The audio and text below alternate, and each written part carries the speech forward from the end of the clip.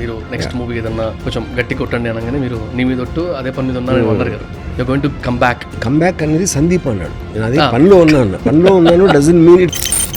Syndicate అనే movie పేరు విన్న తర్వాత can we talk about that movie once? Syndicate is like a futuristic film but not best of Raw Talks full పాడ్కాస్ట్లో నుంచి best parts అన్నీ ఇక్కడ అవైలబుల్ ఉంటాయి. Do watch it. అండ్ ఇప్పుడు నేను రీసెంట్గా when I watch that panel discussion, మీకు సందీప్ రెడ్డి వంగ గారికి మధ్యలో ప్యానల్ డిస్కషన్ అవుతుంటే అందులో ఒక పాయింట్ వచ్చింది, మీరు నెక్స్ట్ మూవీ ఏదన్నా కొంచెం గట్టి కొట్టండి అనగానే మీరు నీ మీద ఒట్టు అదే పని మీద ఉన్నారని అన్నారు కదా, you going to come back. ఆ వీడియో చూసినప్పటి నుంచి ఐ వాజ్ వెరీ క్యూరియస్. అంటే కమ్ బ్యాక్ అనేది సందీప్ అన్నాడు. నేను అదే పనిలో ఉన్నాను doesn't mean it happen. Syndicate అనే మూవీ పేరు విన్న తర్వాత ఈజ్ ఇట్ ఫ్రీస్ట్ సార్? అంటే సిండికేట్ అనే పేరు. Can we talk about that movie once? Syndicate basic ఏంటంటే ఒక if any kind of a criminal organisation, ఇప్పుడు వీధి రౌడీలు ఉన్నారు ఒకప్పుడు 60s 70s వాళ్ళందరూ కూడా హార్డ్ లైన్ పొలిటికల్ పార్టీస్లో అబ్జార్బ్ అయిపోయారు. సో దెన్ రౌడీజం అనేది పోయింది. దెన్ స్మగ్లర్స్ ఉండేవారు. స్మగ్లర్స్ ఏమో వాళ్ళు ఒక electronic goods and gold demand, దాంతో రిఫార్మ్స్ వచ్చిన తర్వాత అది పోయింది. Then corporate gangs, D company, Dawood Ibrahim ఇవన్నీ వచ్చారు. వాళ్ళు కూడా 2010 ఆ టైంకి.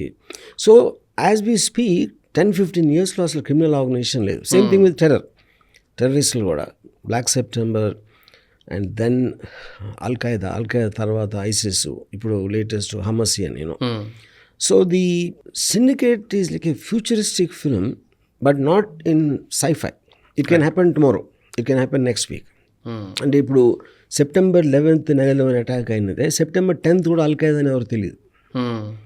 1 day ముందు కూడా తెలియదు ఎవరికి, ఆ పేరేం లేదు. So that can happen any time. So this is my imagination of what the next crime organization will be. అది దట్ ఈస్ సిండికేట్. బట్ అంటే is there any reason for getting back to the same జానరా again? అంటే కొంచెం different expectation. It is not the same. That's what I am saying. Not same అంటే I mean మళ్ళీ gangsters కానీ లేకపోతే genres అన్నీ కూడా బహుశా ఇండియాలో నేను చేసిన జానర్స్ ఏ డైరెక్టర్ చేయలేదు. You're known for the underworld అనే సెన్స్ లో. This is not an underworld film. Underworld film is too small. Underworld అనేది ఎక్కడ ప్రపంచం ఎక్కడ లేదు, రాదు కూడా. ఫార్మ్ ఆఫ్ క్రిమినల్ ఆర్గనైజేషన్ మారుతుంది, అండర్వరల్డ్ అనేది ఉండదు. అండ్ మధ్యలో ఇది రూమరో నిజమో తెలీదు, బట్ దావుద్ ఇబ్రాహింని కలిశారు అని చెప్పి ఏదైతే న్యూస్ ఉందో బయట, ఆర్ మీకు చాలా క్లోజ్ అని ఇంకో న్యూస్ ఉంది, మీరు ఇద్దరు కలిసి మాట్లాడతారు అని కూడా ఉంది కదా. So how far is it true sir? If you can answer please. See, the point is, at one point of time I talked to him over the phone. Okay. But that also I don't know if it is him. నాకు ఎవరో నాకు తెలిసినోడు బాయ్సే bath కరో అని ఇచ్చాడు phone. అచ్చా.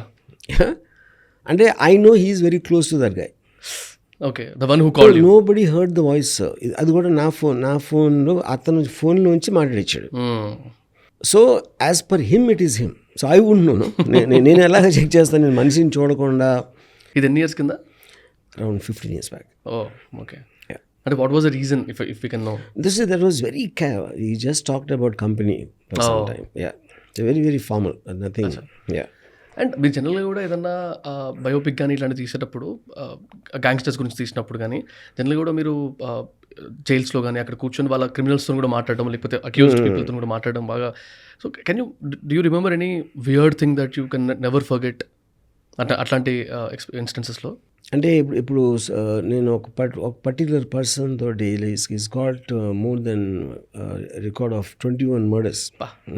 So నేను అతన్ని ఒక క్వశ్చన్ అడిగాను, చంపినప్పుడు డూ యూ ఫీల్ అంటే ఒక కంపల్సరీ ఒక గిల్ట్, లేకపోతే ఒక చంపక తప్పదు అని ఒక ఇంటర్నల్ ట్రామా ఫీల్ అవుతారా అని అడిగా.